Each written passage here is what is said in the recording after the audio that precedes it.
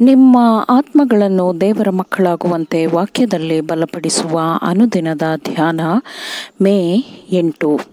Ellen G white ರವರ sons and daughters of god ಎಂಬ ಪುಸ್ತಕದ 129ನೇ ಪುಟ. ಶೀರ್ಷಿಕೆ ಪ್ರಕೃತಿಯ ಅಧ್ಯಯನದಲ್ಲಿ. ಈ ದಿನದ ಸತ್ಯವೇದದ ವಾಕ್ಯ: ಭೂಮಿಯನ್ನು ಮಾತಾಡಿಸು, ನಿನಗೆ ಬೋಧಿಸುವುದು.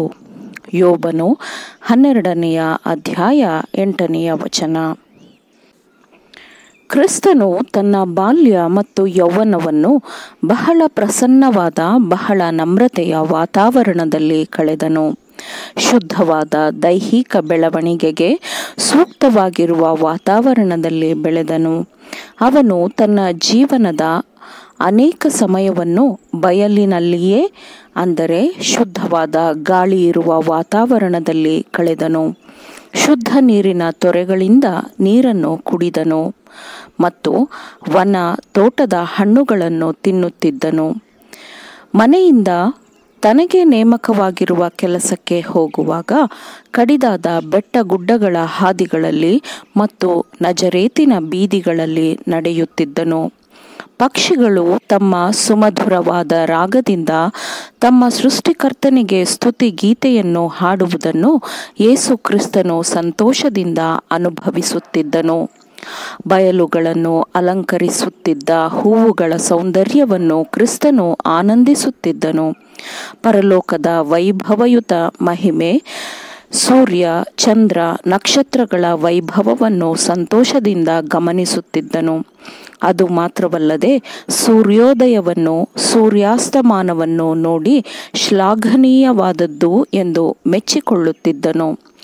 ಪ್ರಕೃತಿ ಎಂಬ ಪುಸ್ತಕವು ಅವನ ಮುಂದೆ ತೆರೆಯಲ್ಪಟ್ಟಿತ್ತು. ಆ ಪುಸ್ತಕದಲ್ಲಿನ ಕೋಮಲವಾದ ಪಾಠಗಳನ್ನು ಕ್ರಿಸ್ತನು ಆನಂದಿಸುತ್ತಿದ್ದನು.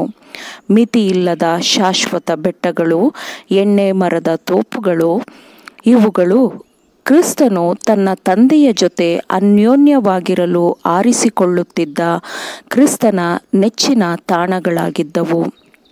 ಆತನು ದೈವಜ್ಞಾನದೊಂದಿಗೆ ತುಂಬಿದ್ದನು ಮತ್ತು ಪ್ರಕೃತಿಯ ಅಧ್ಯಯನದ ಮೂಲಕ, ದೇವರೊಂದಿಗಿನ ಒಡನಾಟದ ಧ್ಯಾನದ ಮೂಲಕ ಅವನ ಆತ್ಮೀಕ ಶಕ್ತಿಗಳು ಬಲಗೊಂಡವು. ಈ ಲೋಕದ ವಿಮೋಚಕನು ಬೆಟ್ಟಗುಡ್ಡಗಳನ್ನು ಹತ್ತುತ್ತಿದ್ದನು, ಇಳಿಯುತ್ತಿದ್ದನು. ಹುಲ್ಲುಗಾವಲು, ಪರ್ವತ ಶ್ರೇಣಿ, ಬೆಟ್ಟಗಳ ಕಣಿವೆಗಳಲ್ಲೂ ಓಡಾಡುತ್ತಿದ್ದನು. ಪ್ರಕೃತಿಯ ಸುಂದರವಾದ ದೃಶ್ಯಾವಳಿಗಳನ್ನು ನೋಡಿ ಆನಂದಿಸುತ್ತಿದ್ದನು. ಹೊಲ ಗದ್ದೆಗಳು ಸುಂದರವಾದ ಹೂವುಗಳೊಂದಿಗೆ ಪ್ರಕಾಶಿಸುವುದನ್ನು ನೋಡಿ ಸಂತೋಷದಿಂದ ಹಿಗ್ಗುತ್ತಿದ್ದನು. ಆಕಾಶದ ಪಕ್ಷಿಗಳು ತಮ್ಮ ಕಲರವದ ಧ್ವನಿಯನ್ನು ಒಗ್ಗೂಡಿಸಿ ಸಂತೋಷದ ಸ್ತುತಿಗೀತೆಯನ್ನು ಹಾಡುವುದನ್ನು ಆಲಿಸುತ್ತಿದ್ದನು.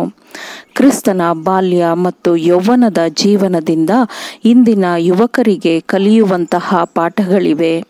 ಕ್ರಿಸ್ತನು ನಮ್ಮ ಮಾದರಿಯಾಗಿದ್ದಾನೆ ಮತ್ತು ಯೌವನ ಕಾಲದಲ್ಲಿಯೇ ದೇವರ ಬಗ್ಗೆ ಪ್ರಕೃತಿಯಲ್ಲಿ ಅಧ್ಯಯನ ಮಾಡಬೇಕು.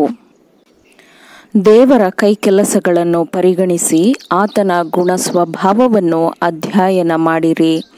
ದೇವರೊಂದಿಗಿನ ಒಡನಾಟದಿಂದ ಆತನು ಉಂಟುಮಾಡಿರುವ ಎಲ್ಲದರಲ್ಲಿ ಆತನ ಗುಣ ಸ್ವಭಾವದ ಸಾಕ್ಷಿಗಳನ್ನು ಓದಿ ಕಲಿಯುವುದರಿಂದ ಮನಸ್ಸು ಬಲಗೊಳ್ಳುತ್ತದೆ.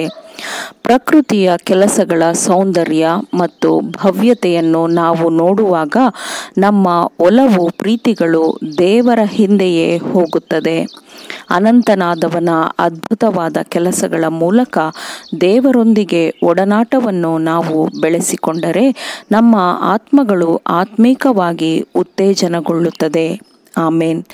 ದೇವರ ವಾಕ್ಯಗಳನ್ನು ಶ್ರದ್ಧೆಯಿಂದ ಆಲಿಸುವವರು, ಪಾಲಿಸುವವರು ಆಗಬೇಕೆಂದು ನಿಮ್ಮನ್ನು ಉತ್ತೇಜಿಸುತ್ತೇನೆ. ಪರಿಶುದ್ಧಾತ್ಮನ ಸಹಾಯದಿಂದ ಆಲಿಸಿದ ನಿಮ್ಮೆಲ್ಲರಿಗೂ ಧನ್ಯವಾದಗಳು. ಮತ್ತೆ ದೈನಂದಿನ ಧ್ಯಾನಕ್ಕಾಗಿ ನಾಳೆ ಸಂಧಿಸೋಣ. ಆಮೇನ್.